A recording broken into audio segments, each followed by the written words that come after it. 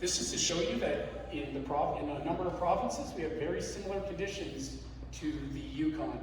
I have seen issues, undercutting of the roots, scour, ice scour, major events, basically creating erosion, and even in some cases, some geotechnical failures.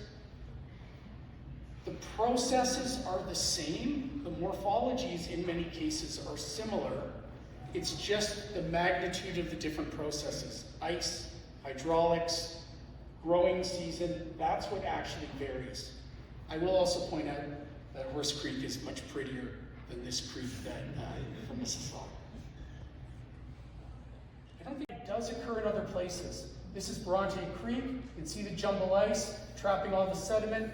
Here is the Yukon River, again with jumble ice holding all that material. There may be opportunities for reducing some of the sediment load and erosion by bringing plant material back into the system.